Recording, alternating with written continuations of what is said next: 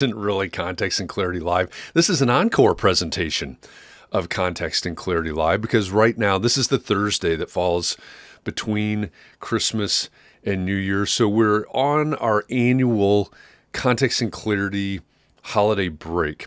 Last week we presented Jonathan Siegel, one of the most popular Context and Clarity Live conversations, and this week Katharine MacPhail, who's my co-host, and we asked each other what was one of our favorite conversations, and this one was it.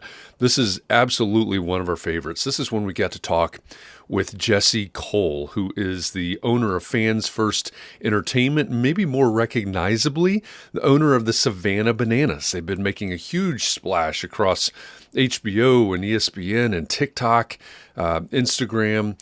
Jesse is the owner of Savannah Bananas, but he's also the author of 2 books. As we talked to Jesse in this conversation, we talked about Find Your Yellow Tux, how to be successful by standing out. And Jesse actually wore his yellow tuxedo during our interview. I know that one of the things that architects, maybe people in professional services struggled with a little bit here is this idea of standing out and being different and wearing a yellow tuxedo. Well, it's not about wearing a yellow tuxedo at all, right? It's about being authentically you so that no one else can be like you. So fascinating conversation with Jesse. A lot of fun. He's a fun guy, energetic guy. He has a lot of really good things to say. It's amazing to think about taking what Jesse and his team have done with baseball and see if there's a way that you can figure out how to apply that to your business. Since we talked with Jesse, his second book was published. We actually touch on that a little bit in this conversation as well. But the second book is called Fans First: Change the Game, Break the Rules, and Create an Unforgettable Experience. In your world, I'm just going to assume that you're an architect or somewhere in professional services. In your world, how important is client experience? For those that come back, for those that refer you to others, how important is that client experience? I'd encourage you to read Jesse's second book. Again, Fans First: Change the Game, Break the Rules, and Create an Unforgettable Experience. But until then, I hope that you'll enjoy this encore presentation of our conversation with Jesse Cole. And we'll be back next week. Next Thursday is January 5th, 2023. We'll be talking with Ken Coleman, the author of The Proximity Principle. So until then, hope you enjoy the rest of the holidays. Hope you have a lot of time to spend with people that matter most to you. Hope you have a little bit of time to relax and rejuvenate. And we'll see you live next week, January 5th, when we talk with Ken Coleman. Until then, enjoy this conversation with Jesse Cole. Thank you. All right, Entree Architect community, it's 4 p.m. Eastern, which means it's time for the Entree Architect Context and Clarity Live conversation for Thursday, February 3rd, 2022. Thanks for joining us today. As you get here, say hi. Let us know that you're here and let us know where you're joining the conversation from. It's always fun to see how far these conversations spread. So say hi. Let us know when you're here and that you're here and where here is for you. If we've never met before, my name is Jeff. I come here every weekday afternoon at 4 p.m. Eastern from Indianapolis, Indiana, for one reason, so that we can find clarity around the things that matter most to you, the architect. Doesn't matter if you are an employee of a firm or you own your own firm. Maybe you've circled a date on the calendar. You said 2022 is my year and you're on the runway to starting your own thing. Or maybe you have owned your own firm for a year or 10 years or 27 years. And you're starting to rethink or even reimagine what that firm could or maybe should be.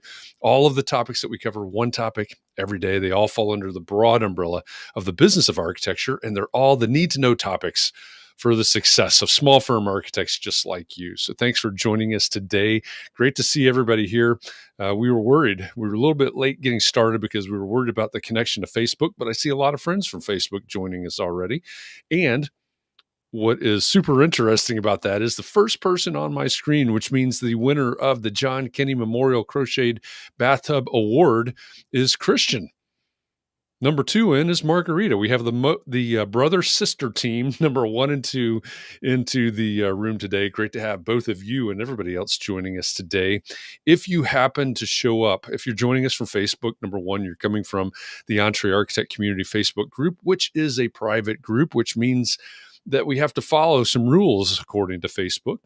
We can't let your name and likeness out unless you give specific permission for Facebook to talk to Restream. So if you're showing up on screen right now as a blank profile picture and Facebook user, the thing you need to do is go to the URL that's at the bottom left of your screen right now, chat.restream.io/FB, as in Facebook.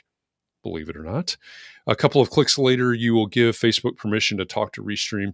Also, if you're making comments, if you're commenting, and not if you're making comments, you may be talking to your computer, I don't know. But if you're actually typing comments and they're not showing up on the screen, do that same thing. Go to chat.restream.io/FB, and a couple clicks later, you'll renew those permissions, and it should fix that problem. But it's great to have all of you joining us.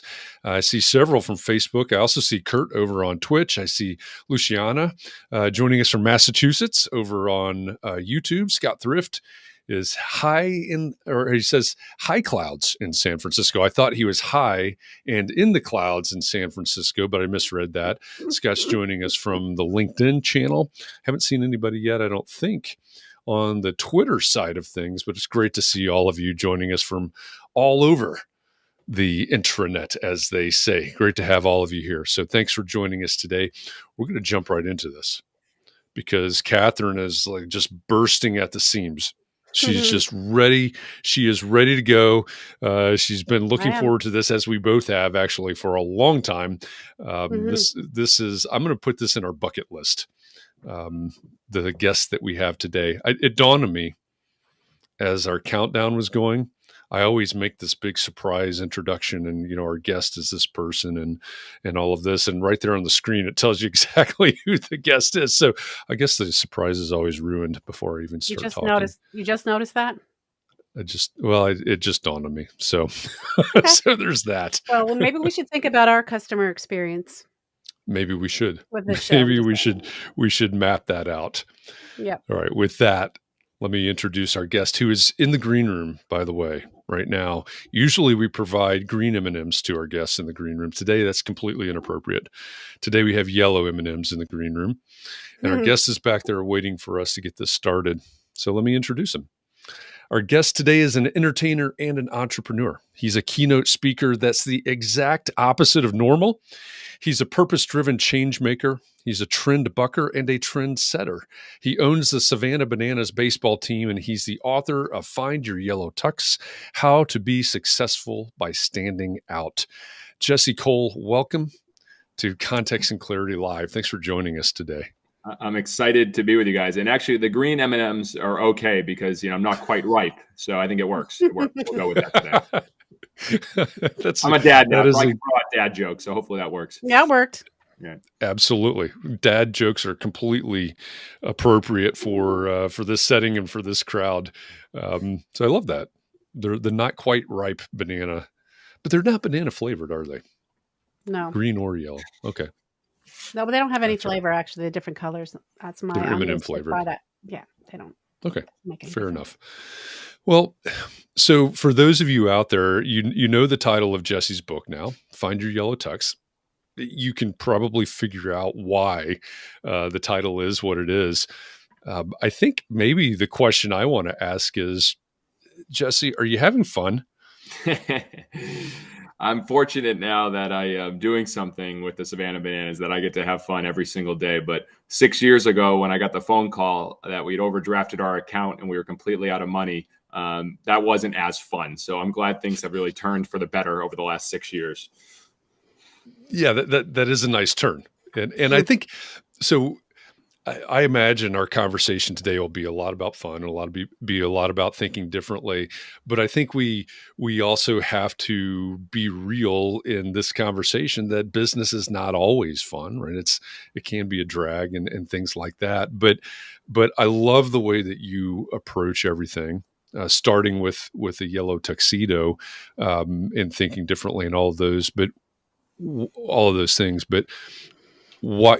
I guess just walk us through it. Why a yellow tuxedo?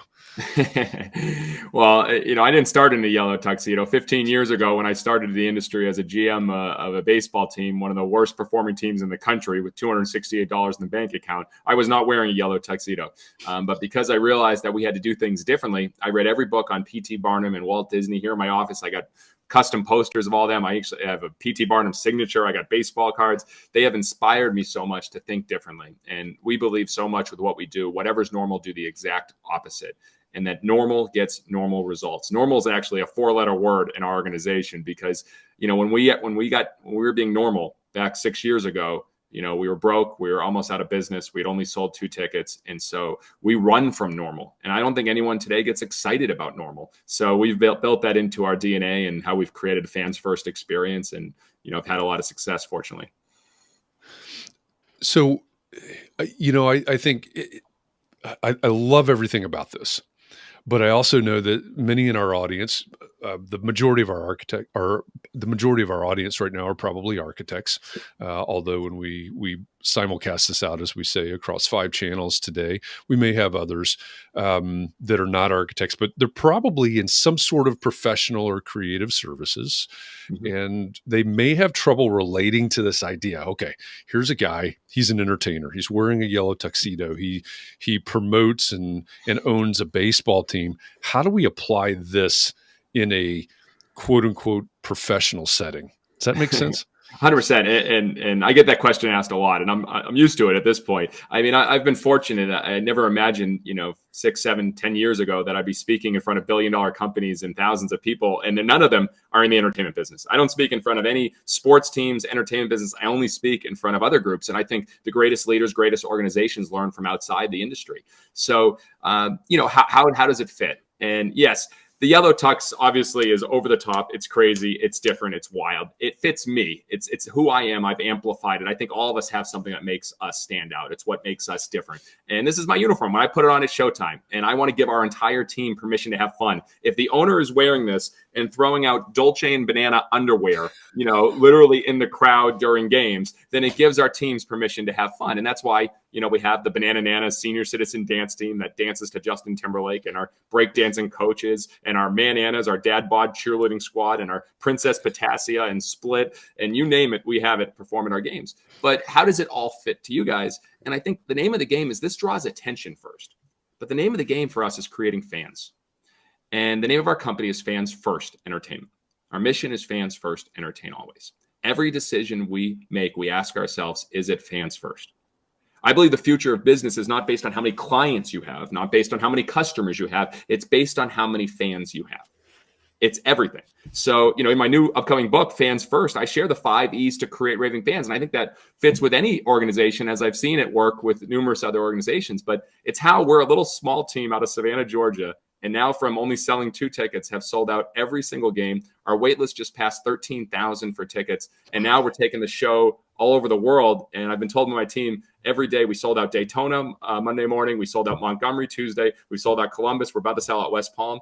And I never imagined we'd be selling out these cities with 10,000 people. But it's because we created fans. We didn't chase customers. And so I can go into any of those 5 E's or anything, but that's really been the framework, is how do you create fans? Have conversations with your team that way, not how do we bring in more revenue, more sales, more customers. How do you create fans? It's a different conversation and it gets different results. So what does it mean in a business context, outside of the ballpark or Hollywood or, any sort of entertainment industry? What does it mean to have a fan or have fans? Sure. And I would challenge, I think every business is in the entertainment business. And here's why. I wasn't smart enough to understand what entertain meant until I looked it up. And the definition of entertain is to provide enjoyment, to provide amusement. Aren't we all in the business of providing enjoyment for the people we work with? And so I think everyone has this stigma of like entertainment. You're in a yellow tux, you dance. Like, what it means to us, the second E to creating raving fans is entertain always. And basically to map the moments for your customer, to map the journey on treating them like you're a host at a dinner party and your customer or clients coming into your house. How do you entertain them? Do you offer to take their jacket? Do you offer them a drink? Do you offer them hors d'oeuvres? How do you make them feel comfortable through the whole process? How, when your friends leave at the end of the night, they want to come back for more and they're telling their spouse, oh, that was so much fun hanging out with them. They often don't say, oh, Jesse, he was the most professional person. You tell me this. How many times do people come home and say, honey, I met the most professional person today? And that is what holds people back, especially in fields like you guys. It's like, we have to be professional. I get it. I understand it. But people don't get excited as much about professional as they do as unique, memorable, different. And that's what we're always aiming for. I think that is an important point for our audience as well. This isn't your world, so this, you may not know this. This may surprise you. It may not. But the vast majority of firms out there say that a huge percentage, almost always, easily above 60%. I've heard as high as 97%. But 97% of their work comes from repeat clients and referrals. And what you were talking about, I think, is really the key to that formula. Does that make sense? 100%. 74% of people say the key influencer in all buying decisions is word of mouth marketing. 92% of people trust advice or suggestion from a friend or family member over any advertising. And the companies, the people, the corporations that generate an emotional connection with their customers get 3 times the word of mouth marketing than anyone else. So those are real stats. And it's what we've learned. It's how we build everything. Right now, we spend $0 on marketing. When we first started, we spent stupid money on marketing and failed miserably. Now we invest everything on the experience. It's why, for instance, today, I spent an hour calling fans and thanking them for buying tickets. And our entire staff did it. So we've sold 10,000 tickets this week. It is completely unscalable. It makes no sense. But we have 30 full-time people. And we call. I get a list every morning, and I call them and thank them. And if they don't answer, I put my phone right here in front of me, and I say, hey, this is Jesse, the owner of the Savannah Bananas. I just want to call you and thank you so much for getting tickets to come see us in West Palm Beach. We're going to put on a show for you. Thank you so much. We can't wait to see you, and we'll be going bananas with you on April 1st. And then I send it, a text message from the owner. Everyone has my cell phone. So I have a suggestion there, Jesse. How about you just do that to all of them? You don't try to call them at all. You just text them all for that date. I mean, I know that wouldn't be it might go faster, but okay, that's my only idea I'm going to give you. No, it's a good idea. I think a lot of times it's amazing we get to connect with our people. I think so many people. So when someone answers the phone, they're like, "Oh my God, you're actually calling me!" And my kids were watching the game. We're driving all the way from Chicago to come to your game, and then I'll put a note in our system. This family's driving from Chicago. They got 3 kids, and then maybe what we do is we wow them. If there's a little girl in the family, we'll have a player deliver a rose in the middle of the game to the little girl. And those notes we keep track of. It's called listen carefully, respond creatively. So we teach our team to do that, to create. Oh, okay. Well, in that case, definitely don't just text them. So that's awesome. Yeah. I mean, I kind of thinking about how am I going to get down to Savannah? But now that I know there's a waiting list, I was saying earlier that we should do Ecclestock down and go to a game and go to Savannah. That's where we should meet this time. Anyway. I'm seeing a lot of questions on architect and how, and I can definitely kind of dive into that if you'd like me to. Yeah, because we were wondering if you had hired one, if they need to be fun. How did you interview them? Did you want them to be professional, no nonsense, or were you hoping they'd be entertaining or make your life enjoyable? Yeah, there you go. I mean, I think entertaining is different. So, yes, have we hired? So what should an architect do differently, and have we hired? So yes, we've worked with an architect. We're designing banana land at our ballpark with zip lines across the field and treehouse Airbnbs and trains that go around the stadium and bananas breweries and speakeasies and you name it, the Disney World of ballparks. And yes, we went in the interview process, and we particular, now again, that's us, we wanted to see someone that could think, really imagine or have a good imagination. We were looking for someone that, as we had after had the first call, it wasn't just here's our prices. We wanted to see someone that would also send, hey, here's some articles. Provide value without wanting anything in return. I think that's the best way to get business. Everyone reaches out to us. Will you buy promo items? We buy promo items for us. Send me some designs of unique things of bananas before asking for the business. Send me a free sample. I know it's crazy, but that's how you build relationships, is you do things without wanting anything in return. So the architect that we work with, they sent articles. They sent ideas. We weren't being billed every single minute at that point. And of course, if you're playing the long game, you're okay with short-term investment from an architect to win in the long game. And I think a lot of companies aren't willing to do that. Like, no, we can't do that. We're paid 15 minutes. We're paid by every 15-minute increment. The starting point for innovation and creating raving fans, the first E of my 5 E's to create raving fans in the bananas is eliminate friction. And we had to do it. Baseball games too long, too slow, too boring. You get nickel and dime. We eliminated all our tickets are all inclusive. We have nonstop entertainment. We don't even have any ads at our ballpark because we don't want fans to be advertised to when they come to our ballpark. That was a crazy business decision to make right before COVID. But it starts with eliminating friction.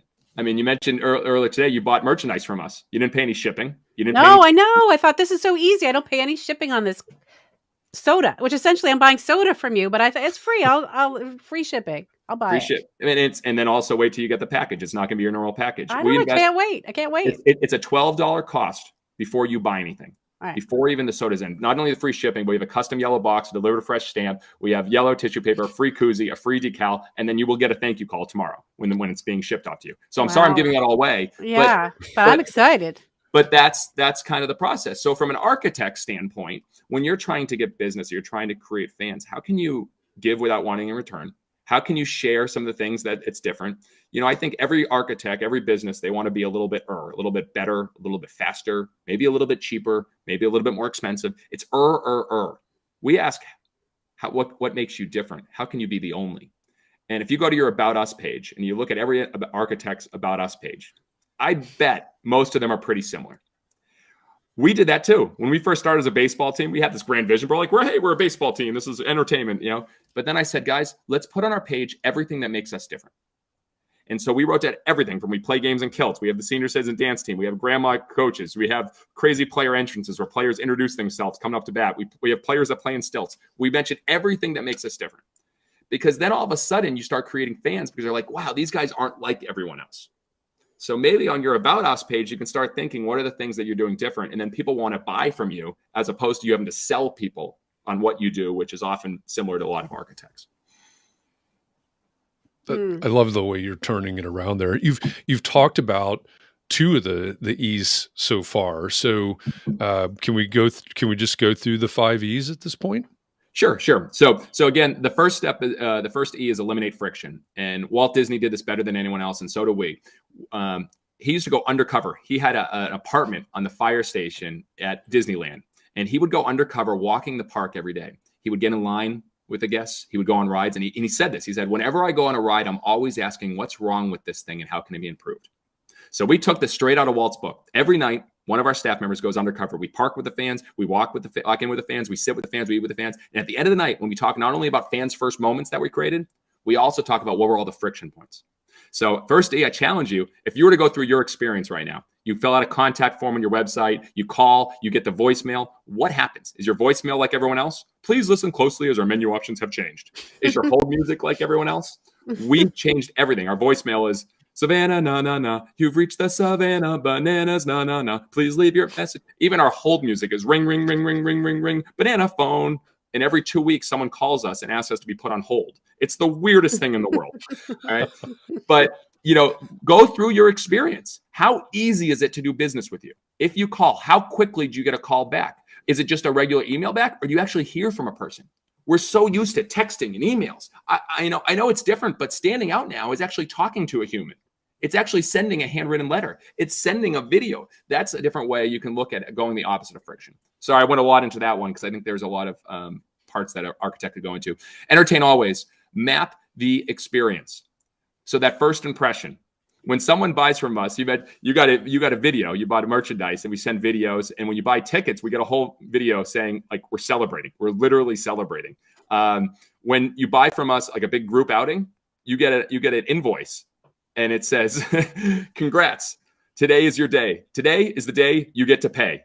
You may think you've had days like this, the day you bought your first house, your first all-inclusive vacation, or the day you bought your first car, but nothing is quite like Bananas Payday. So pull out your check, credit card, rare coins, Bitcoin, and make that payment like we know you can. This is your moment. Now seize it. Love, Jesse Cole.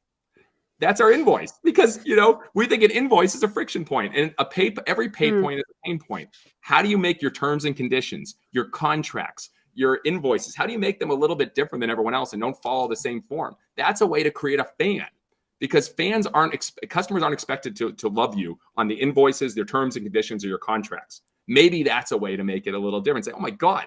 I mean, people share our invoices, which is bizarre. So anyways, that's part of the entertain always as well. Eliminate a friction point, first impression, all the way to the last impression. After they do business with you, do you have a plan a week after, 3 weeks after, a month, 6 months? Instead of sending a birthday card, can you send a 6-month birthday card, which we do? Different ways to stand out after the fact. Sorry, I'm going in deep. Last 3, experiment constantly. Jeff Bezos said our success is a direct function of how many experiments we do per year, per month, per week, per day. My question for you is, how many experiments, how many new things are you doing, not just with your architect and drawings, but how many new experiments are you doing on your customer experience journey?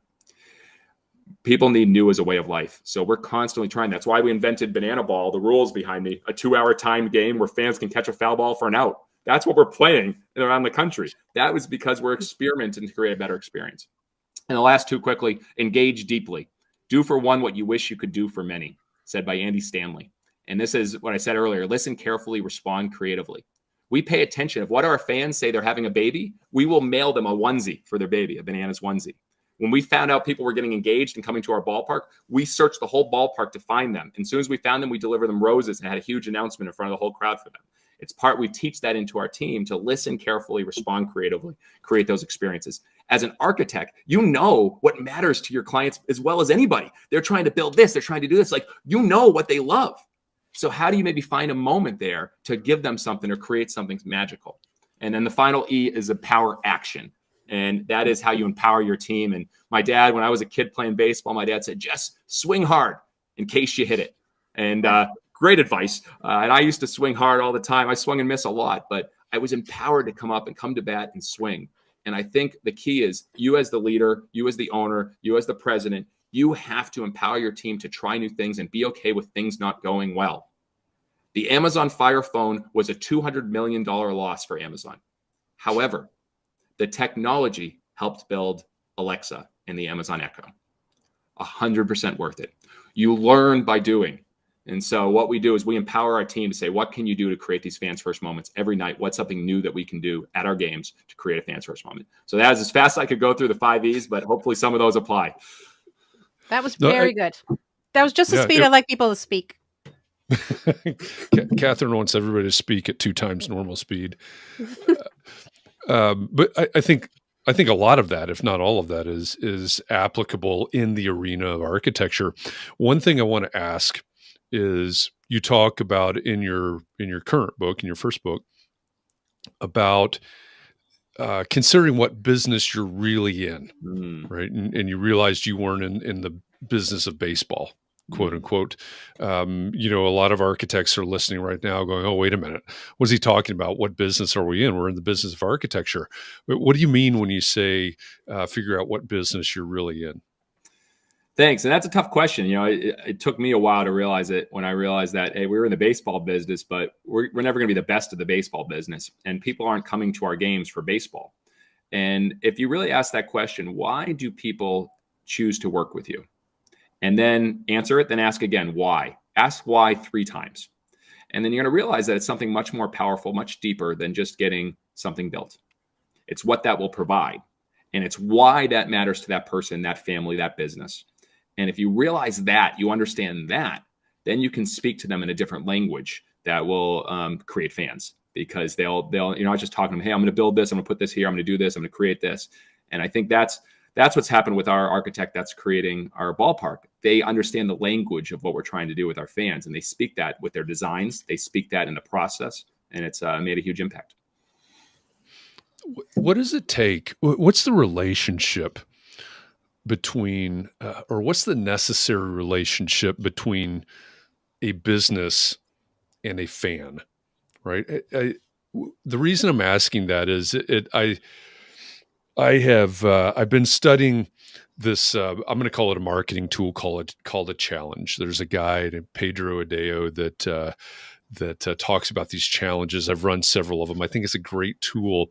But one of the things that Pedro says all the time is, when you're running this, you have to figure out who you love, right? You have to decide who it is that you love. And he uses that language. It seems really weird, but then when I think about it, right, when you're talking about the experience, when you're talking about creating fans and all of these things, I think, do we have to love, put that in quotes, I guess, do we have to love the people that we serve in order to do what you're talking about? I think it's important to put your flag in the ground on who you are and what you stand for to attract the people you'll love. Mm-hmm. I think that's very important. We know who we are not for. And I say it. I mean, we literally, when we have people apply for jobs, I'll do a post to say, do not apply for this job. That's the headline. And I give every reason on why you should not work for us to try to deter the people that aren't a good fit. And so we do that with everything. We're very clear on who we are not for baseball traditionalists. If you want a regular baseball game, do not come to our games. And when they rip us apart for all the shenanigans and the craziness, we share those reviews because it's actually saying more of who we are for. So when you talk about love, it's a word that is so tough for people to talk about in business. They struggle with it. It's a soft word. It's like fun. Love. Oh, you should have fun. Oh, yeah, you got to love your people. It wasn't until our fans first director, one of the people that started with us when we were 22 years old, and we were literally the phone lines were cut, the internet lines were cut, the former team took everything out. We were working on a picnic table. She started with us at 22. Now she's been with us 6 years. She's our fans first director. She came to me and said, Jesse, I'd like to do the love languages with our team. And I said, okay, yeah, sure. Here. We did the love languages with our team. It was one of the biggest game changers, knowing why everyone on our team, what love language they speak. And it was huge for our team. About 90% were words of affirmation. And so instead of saying gifts, I make sure I go up to people, I put my arm on their shoulder and say, I'm proud of you for what you did today. And they'll go home. Our director of operations said, when I told him that after a concert, he said that was the best moment of his year. And so I think if you need to love your customers or your clients here more than you love your product, but you need to love your team members even more than you love your customers. How can your team deliver a great experience if they don't know what a great experience is looking like? If you say, let's give a first class experience, have your team members flown first class? Have you given them a first class experience? So like this week, we're flying our world tour director out to the Waste Management golf tournament. He's a huge golf fan, 16th hole. It's costing thousands of dollars. It's worth it. We sent Marie, our fans first director, to Ireland. We sent our vice president to go to game 1 of the World Series with his dad. All those moments show what matters. And it's like their quality time. They want to have quality time with their family. And so those are the things that matter. So I think love is so important. And I think it needs to be talked about more in business. Yeah. I love that. And you just wrapped up inside the Entre Architect Academy, which is the paid version of Entre Architect, the expert training session. The first week of every month, there's an expert training session, and it was about firm culture this week. And I think, that could easily have been the presentation right there, right? How do we, because that's, what you're talking about can't exist without there being a culture of this, right?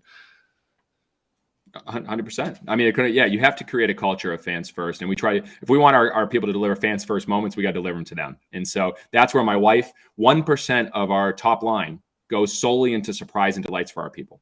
So we've turned our office into a spa with massage therapists and pedicures and manicures.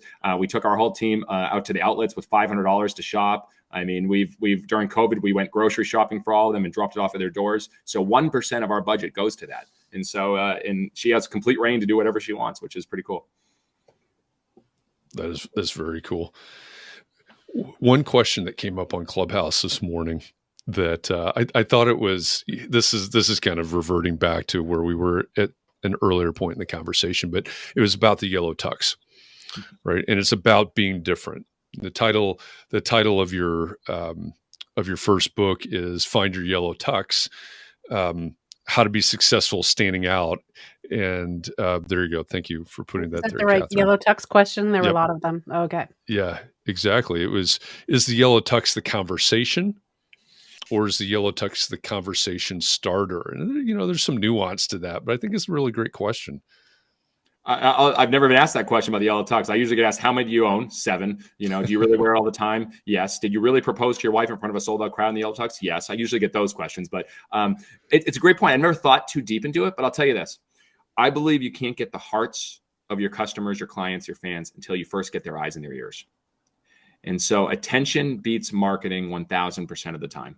We spend $0 on marketing, but we spend everything on the experience and attention. This is a conversation starter. It gets people, a lot of people misunderstand it. And Bezos said this too, you need to be willing to be misunderstood. And, if you're not getting criticized, you're playing it too safe.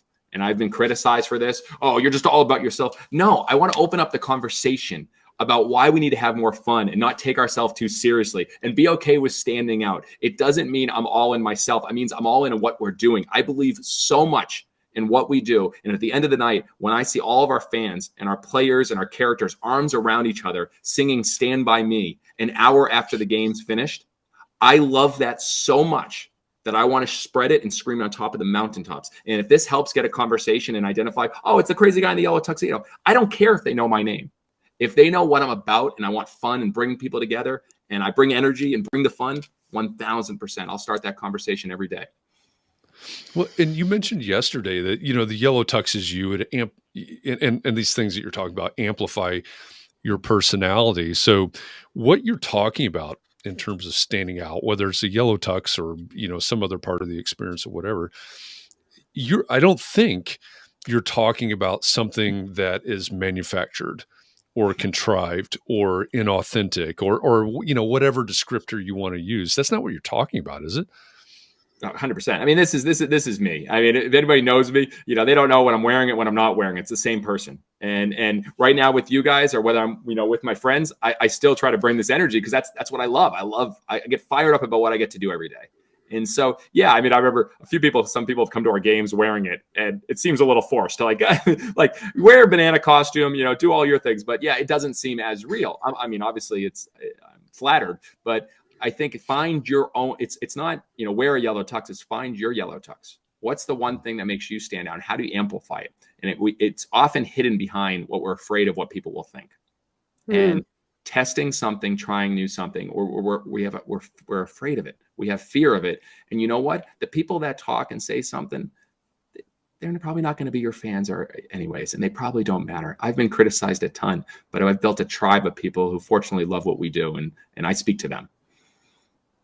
I love that. And everybody in this community gets sick and tired of hearing me talk about their ideal clients, but that's what you're talking about, right? You said earlier, we know who we're not for.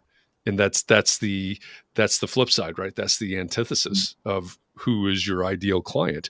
Who's not your ideal client. I have this process where we go through and we do both perspective, who have been your best clients and who have not been your best clients and why. And you're right there. You're driving right into that much in a much better, more eloquent way than I can. So I appreciate those. For those of you in the audience, we have to, we're watching the time because we've got to make sure Jesse jumps off in time to get to another meeting, but we've got another few minutes left here. Katharine, do we have any questions from the audience? I want to keep talking, right? I want to keep asking questions, but I also want to open up time for questions from the audience if we have some. There was one question from Sarah Lee who says, what if you are shy and you don't want to stand out? I guess as an architect, because she's an architect. So what if you're shy and you don't want to stand out? Standing out doesn't mean being over the top like I am. You can stand out by writing thank you notes. You can stand out by caring differently.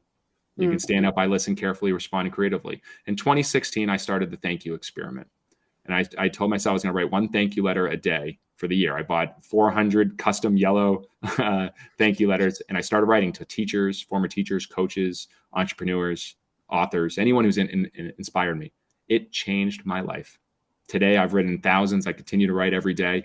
And, that can be for someone that doesn't want to stand out. They're going to get that letter. They're going to send it. And people save those letters. I've seen our team, our staff that I wrote 4 years ago. They still have them up on their wall. And so I think there's ways to find out, who are you? When you're at your best. I always ask this question, they said, Jesse, how do you have so much energy? Well, I do what gives me energy. It's very simple. So I used to have zero energy when I was doing operations at the ballpark and doing finances and sponsorship and all that stuff. Now I create, I share, and I grow. And so I create new ideas, promotions, I share, I get on podcasts, I talk about what we're doing, I can do keynotes, and I grow and I listen and I learn from people like Walt Disney and P.T. Barnum. And so I audit my day. If I'm doing that 90% of the day, I come home to so much energy to my kids and my wife, and that fires me up. So look at what gives you energy and then do an energy audit of your schedule.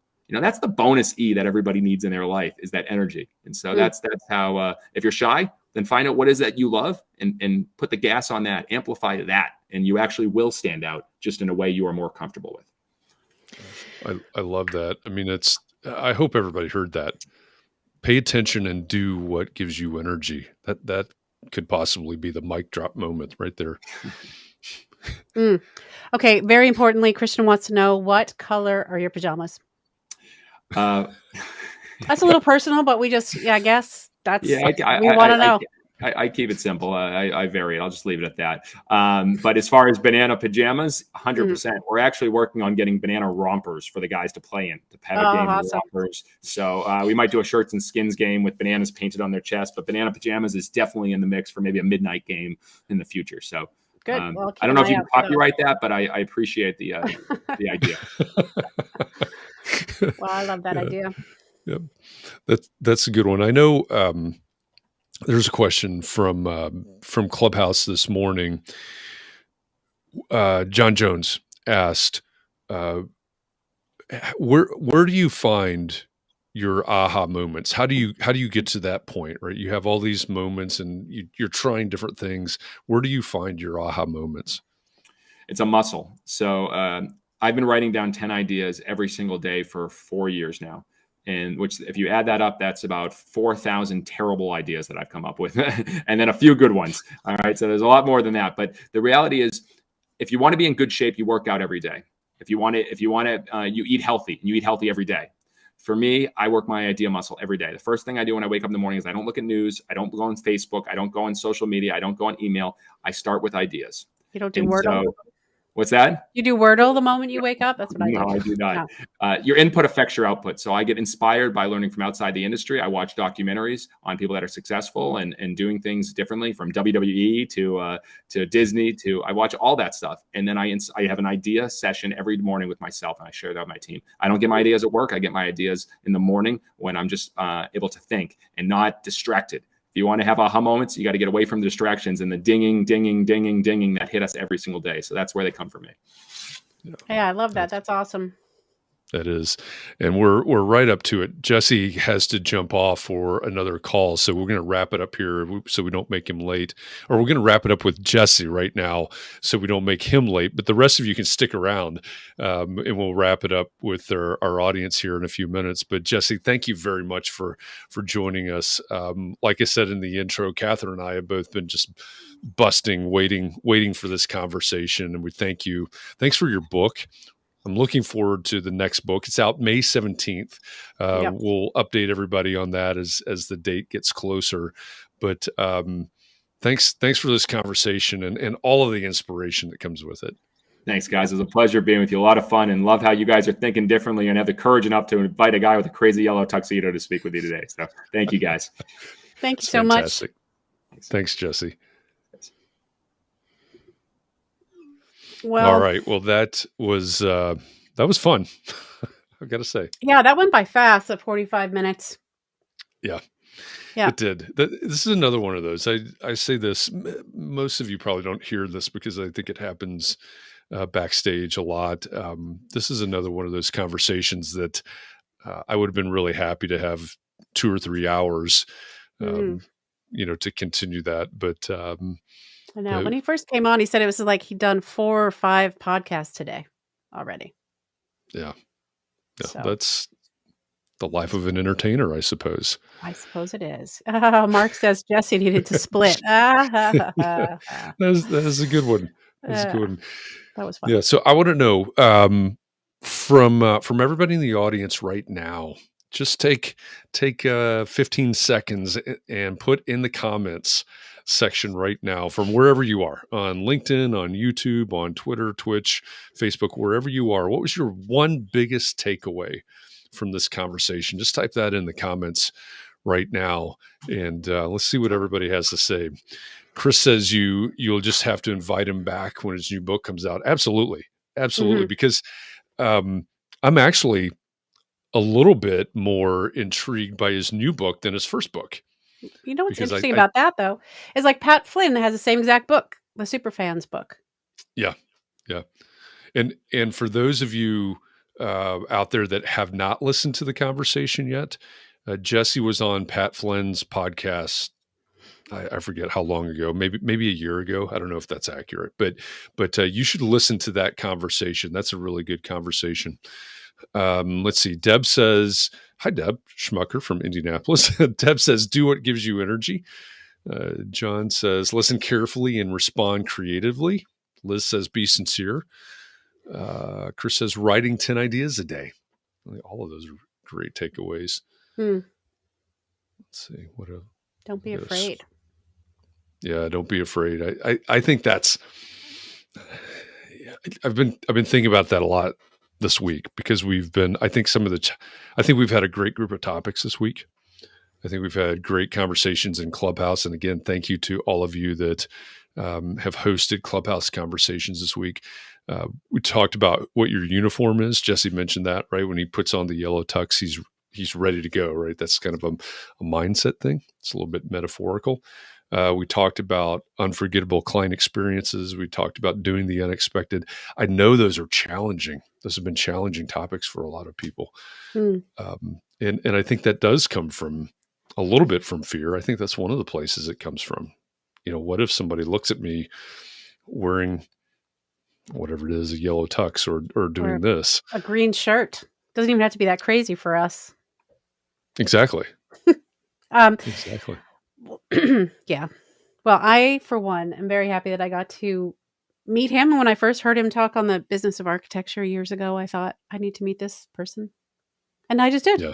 Because he's just like fills me so much with inspiration, and it's okay to try new things. And the whole idea, 10 ideas a day. You and I both like the idea of idea factory type thing. Yep. So, yeah. It, for anybody out there that has not read the book, and again, the book is Find Your Yellow Tux, How to Be Successful by Standing Out by Jesse Cole. It's Jesse Cole, Cole. I'd encourage everybody to read it, right? It's not really about a yellow tuxedo. That's, like he said, that's his thing. But there's so much in there about thinking differently. He's also got a great podcast, by the way. Hasn't published an episode in a little bit since last year, but his podcast is great as well. It's doing business differently. I might be paraphrasing that title a little bit, but I'd recommend everybody read this book and really think about what he's talking about in terms of what's the expected, or what's normal, and how do we do the opposite, those types of things. I think there's a lot of room in this profession for what he talks about. Yeah. Rod says, this reminds me of the Liberty Tax Service person on East Washington Street. So Rod's talking about Indianapolis. And I don't know if do you have Liberty Tax Service in Massachusetts? No, I don't know. I have never heard of them, but I don't hang out with a lot of accountants, so. Yeah. Well, it's like the it's like the gangsta version of H&R Block. I don't know where it is. I'm trying to imagine that. So their logo is Lady Liberty. Mm-hmm. And at their locations, they will have someone dressed up in sort of a green lame Statue of Liberty kind of costume. Awesome. Holding a Liberty Tax Service sign. And of course, they're not doing it now because we've got about 10 inches of snow on the ground already. But during tax season, they'll be out there, and the best ones are the ones that are spinning the sign and doing all that and attracting people to the Liberty Tax Service. Is their skin also copper patina? or they're just wearing the dress. Or they I must have a head I thing don't. on their head. They do. They have the head thing. They've had the whole thing. I don't know that I've seen anybody that has painted their face. However, so Rod, I don't know if you've ever seen this guy. So Rod and I are going to have a conversation about Indianapolis right now. Deb's jumping in because she's also in Indianapolis. Rod, on that would be Keystone, right? On North Keystone, there is one of those places that buys gold. I don't know. Do you have those places in Massachusetts? Yeah. We'll buy your gold kind of thing. Yeah, I unfortunately gave someone my gold one time at one of those places, and I regret it. So don't take it there. Okay. Well, I would just recommend going up North Keystone in Indianapolis and finding the guy. It's the same deal, right? He's out there. He's got Just the like a sign. He spins it prospector. around. He's not dressed as a prospector. It's not far off of Jesse Cole, though. It's a glittery gold tuxedo and top hat, and he is painted gold.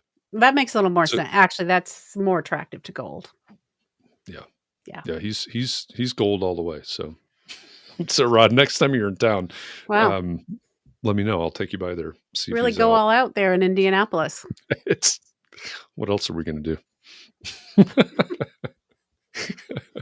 Well, no. Oh, let's see. What other big takeaways do we have? It's great to have everybody posting these in here. Let's see. Mark says huge opportunity in our profession. Deb says, he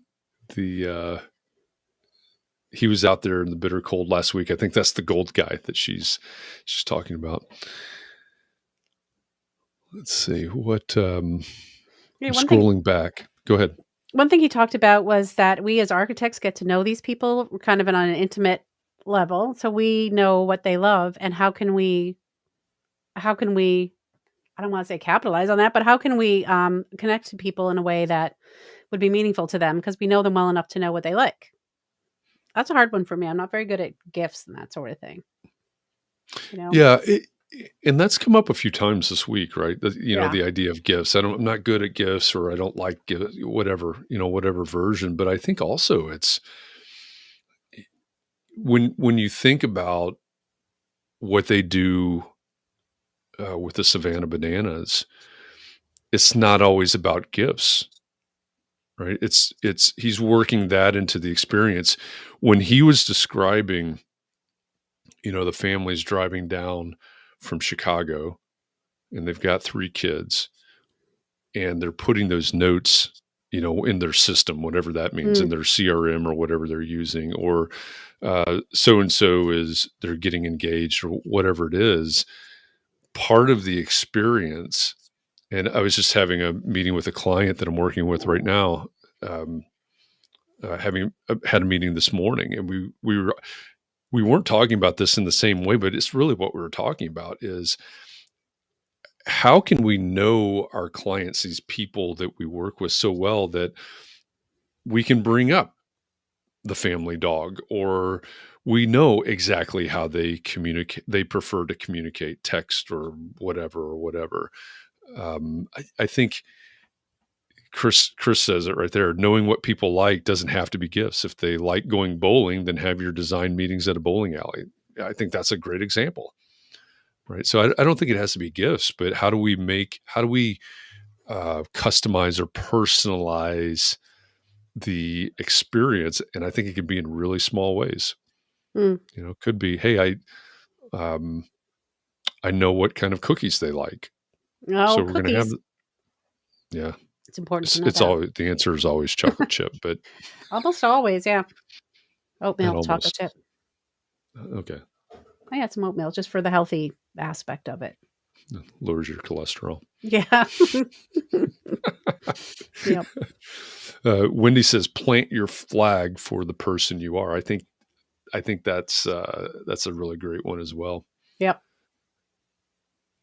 I like Yeah, that too. let's Then the see. people coming to you will self-select that way. Mm-hmm.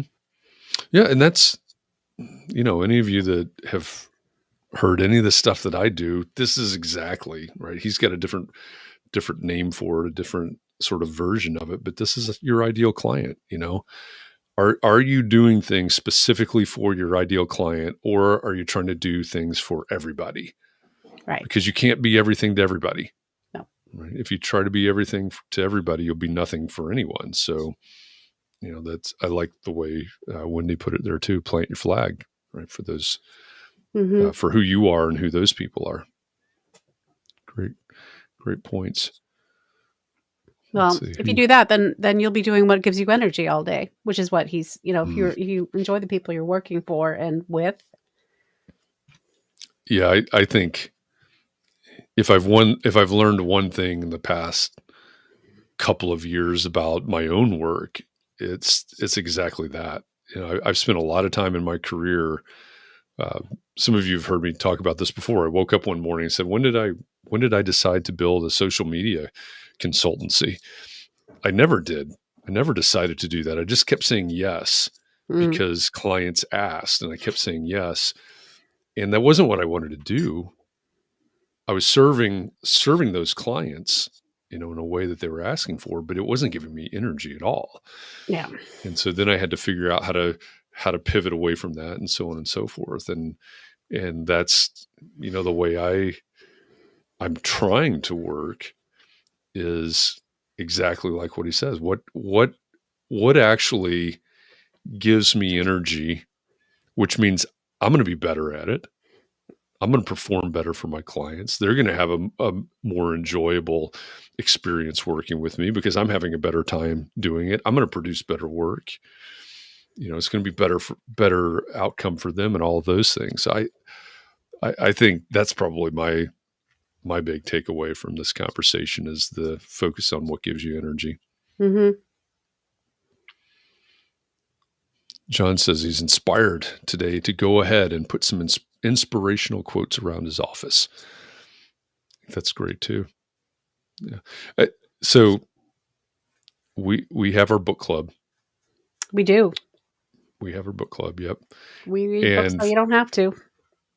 Yeah, I get that's the tagline.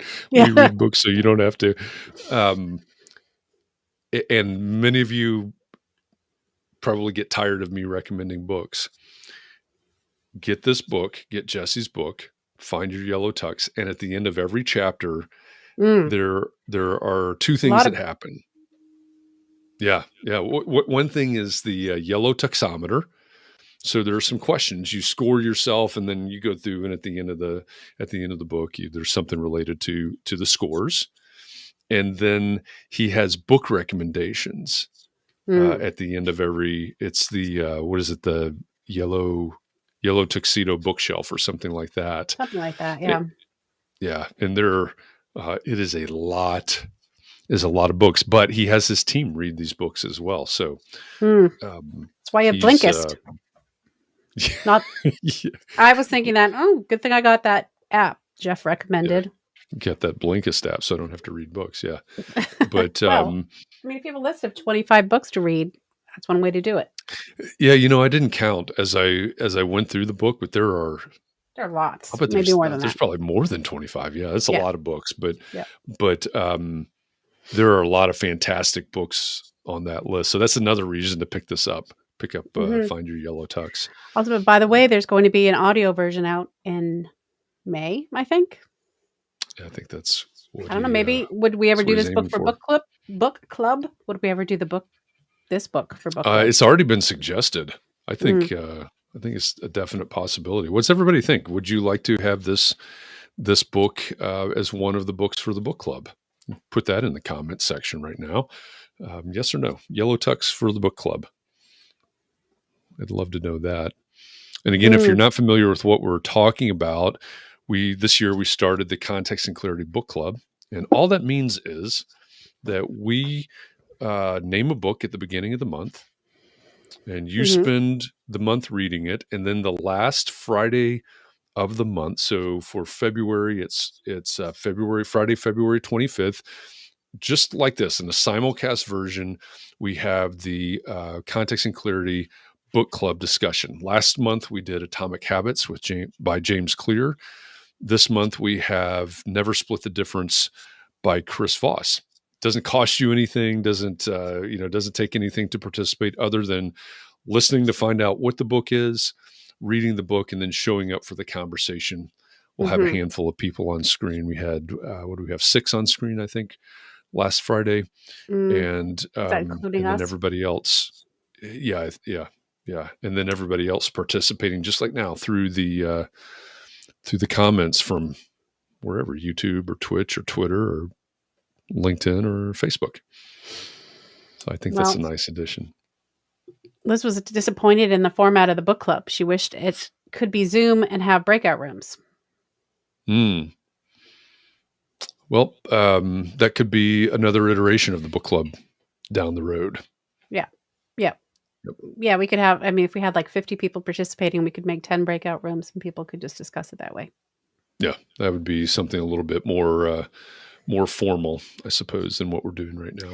Yeah, that means everyone could, the people who said they would do it and then the people who finished the books, there was a little bit of a difference there. There's always a little bit of a difference. Hey, you know what? I'm usually one to get kicked out of the book club because I don't read the book.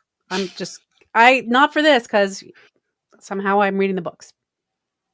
I can relate, is what I'm saying. Yep, I understand. Well, that brings us to the top of the hour. And that means we need to wrap this up because Katharine and I are going to head backstage with a couple of folks from our community to give our wrap up of this conversation today. So again, thanks to Jesse Cole for joining us as our special guest today. If you missed it somehow during this conversation, Jesse is the owner of the Savannah Bananas baseball team. He's also the author of Find Your Yellow Tux, How to Be Successful by Standing Out. So big thanks to Jesse for joining us and bringing a ton of energy to this conversation today and a lot of inspiration. Thank you to all of you out there in the audience for joining us. I say this all the time. I mean it every time.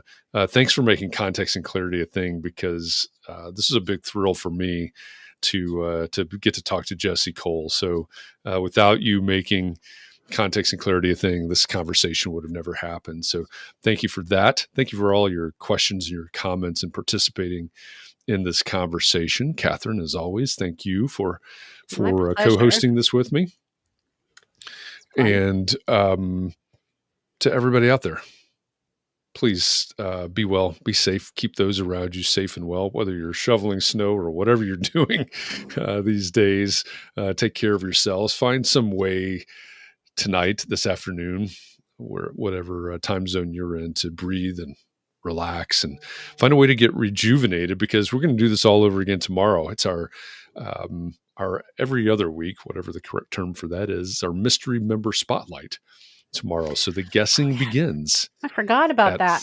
4 p.m. Eastern. Yep. We're playing the game tomorrow. Clubhouse. It means I have to come up with a question on Clubhouse tomorrow. Yep. Yeah. Join us on Clubhouse tomorrow morning at 9 a.m. Eastern. The mornings that we have the mystery member spotlight over on Clubhouse, we have a get to know you session. Kind of personal questions. Personal uncomfortable questions. You have to come on and talk about that. so join Clubhouse tomorrow, 9 a.m. Eastern, for uncomfortable questions. Get vulnerable with us at Clubhouse. There you go. And 4 p.m. Eastern inside the Entree Architect Community Facebook group for our mystery member spotlight. Who's the mystery member going to be tomorrow? I don't know. The guessing begins at 4 p.m. Eastern. We will be back again. We'll be back at it again next week.